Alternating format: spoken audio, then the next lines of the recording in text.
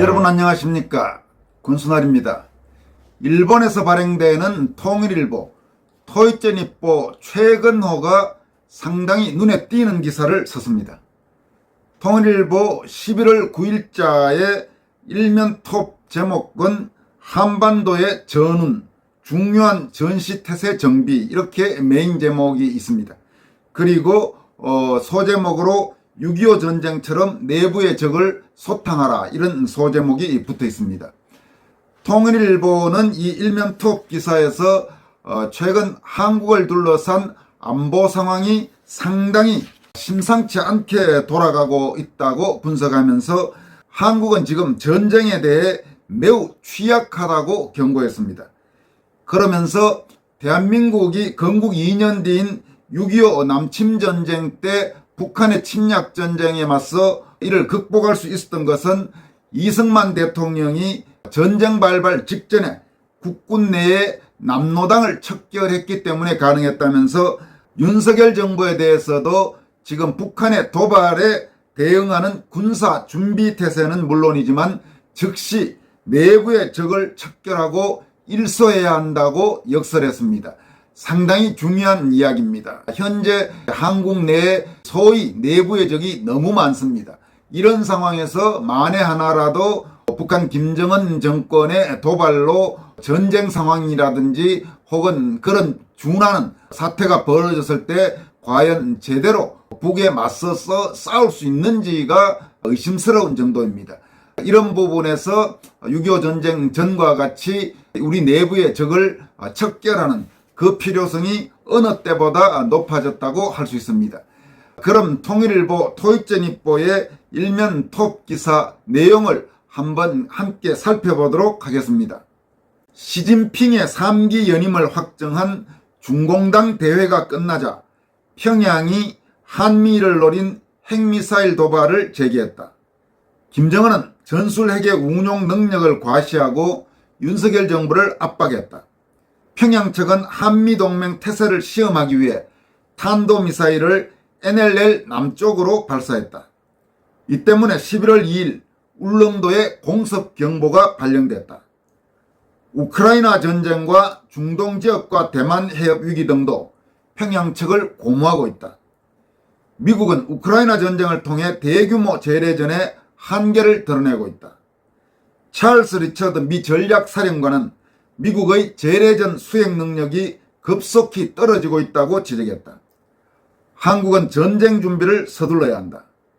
특히 내부의 적을 척결해야 한다. 6.25 전쟁 직전 남노당을 소탕한 것으로 대한민국이 존속할 수 있었음을 잊지 말아야 한다.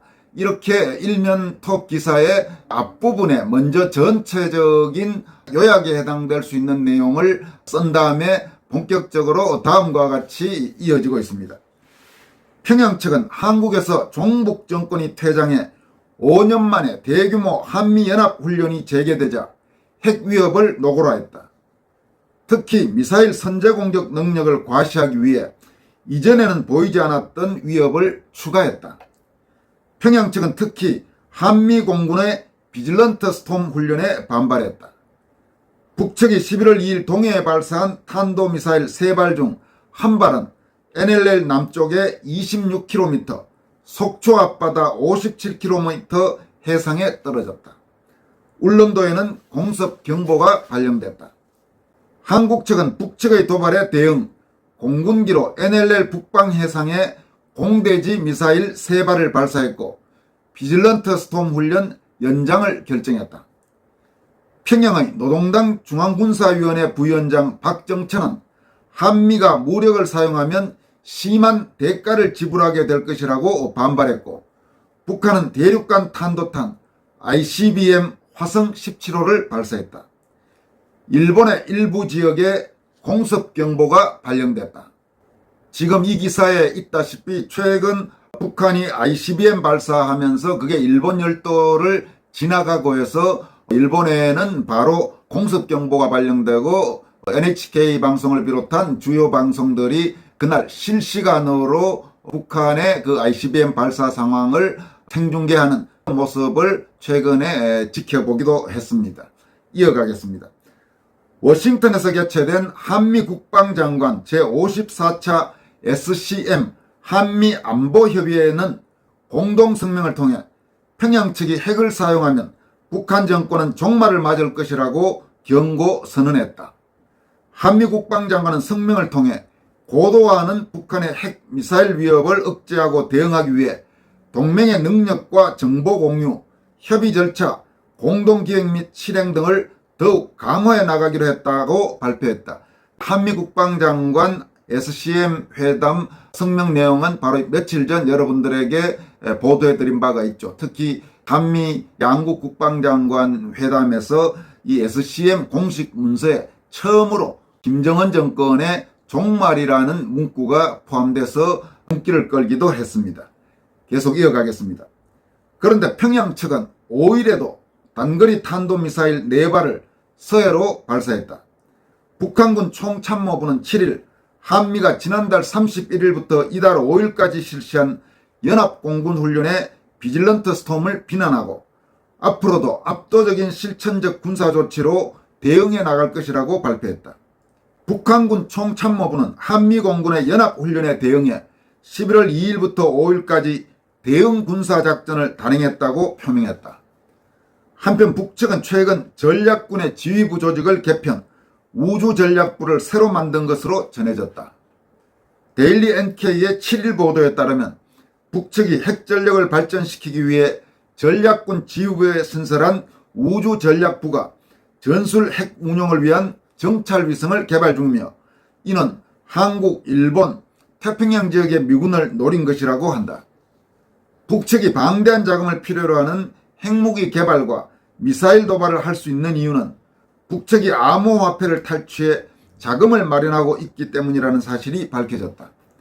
북측은 최근 일주일 만에 미사일 30발, 포 160발 등을 쏘기 위해 수천억 원을 쓴 것 같다. 한미정보당국은 평양 정찰총국이 해킹을 통해 벌어들인 외화가 1조 7천억 원 이상으로 보고 북측의 암호화폐 해킹을 차단하기 위한 제재안을 만든다고 한다. 미국 블록체인 데이터 플랫폼 기업인 체이나리시스는 올해 8월에 발표한 보고서에서 올해 발생한 암호화폐 탈취 사건의 60% 정도가 북한과 제휴된 해커들의 소행으로 추정된다. 북측이 해킹으로 올해 약 10억 달러 상당의 가상화폐 자산을 탈취했다고 주장했다. 한미는 북측이 7차 핵실험 등 중대 도발을 감행하면 그동안 준비한 독자적인 대북 제재 조치를 발표할 예정이다. 이런 가운데 한국의 합동참모본부는 7일 북측 핵과 미사일 등 다양한 위협에 대비한 지휘소 연습, 즉 CPX인 태극 연습에 돌입했다. 군은 이번 태극 연습으로 북한 측 핵 미사일과 최근 도발 양상 등 다양한 위협을 상정해 실전적인 임무 수행 능력을 숙달시킬 방침이다. 하지만 한국은 지금 전쟁에 대해 매우 취약하다. 지금 이 부분이 굉장히 중요한 내용이고 또 이번 통일일보 토익전입보 일면 톱 기사가 강조하고자 하는 가장 중요한 내용이 포함되어 있는 부분입니다. 이태원 참사로 나타난 바와 같이 경찰과 공직사회의 사보타주 세력, 국회를 장악한 극좌 야당, 평양 측에 내통하는 종북 세력, 베이징의 지시를 받는 종중 세력, 지난달 데이터센터 화재에 의한 카카오톡 대란 등 대한민국이 건국 2년 뒤인 6.25 남침 전쟁을 극복할 수 있었던 것은 이승만 대통령이 전쟁 발발 직전 국군 내 남로당을 척결한 덕분이었다. 윤석열 정부는 군사준비태세는 물론 즉시 내부의 적을 척결하고 일소해야만 한다.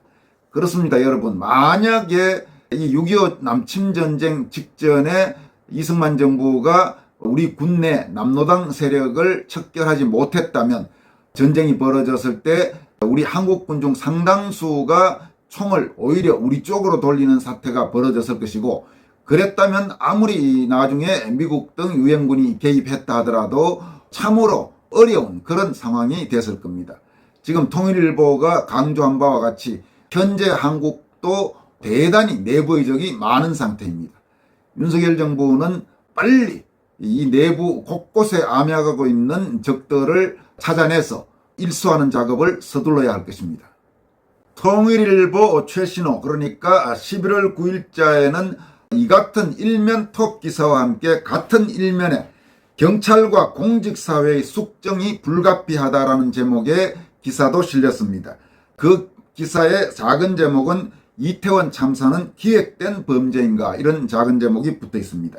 내용은 이렇습니다. 야당과 기득권 언론이 이태원 참사에 대해 윤석열 대통령을 공격, 사과를 요구하는 가운데 이번 참사가 기획된 고의적인 대량 살육범죄라는 상황이 나오고 있다. 극좌 노조가 장악하고 있는 미디어는 취재 보도하지 않지만 수많은 시민이 촬영한 동영상에는 이번 사고의 본질과 심각성을 알 수 있는 상황이 찍혀있다. 동영상과 증언, 각종 자료를 통해 이번 사고에 야당의 촛불 집회, 극좌 민노총, 마약, 특히 경찰 조직의 고의적 사보타주 등이 관련돼 있음이 분명해지고 있다. 희생자 속에 마약 중독의 특징이 보이는 사람이 있던 점은 간과해서는 안 된다. 윤석열 대통령은 7일 용산 대통령실에서 관민이 참가한 국가안전시스템 점검회의를 주재, 이태원 참사와 관련하여 진상규명이 철저히 이루어져 국민 여러분께 그 과정을 투명하게 해 조금의 의혹도 없게 공개한다. 그 결과에 의해 책임이 있는 사람에 대해서는 엄정하게 그 책임을 묻는다라고 말했다.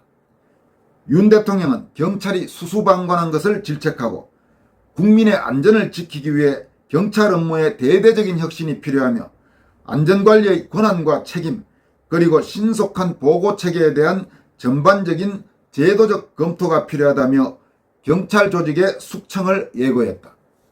이번 사고를 통해 확인된 것은 경찰의 무책임, 무능한 대응에서 고의성을 볼 수 있다는 것이다. 많은 전문가들이 경찰 안에 전라도와 경찰대학 출신의 카르텔이 존재한다고 지적한다. 행정안전부에 경찰국을 신설했을 때 조직적으로 저항한 경찰대학 출신의 비공식 조직이다.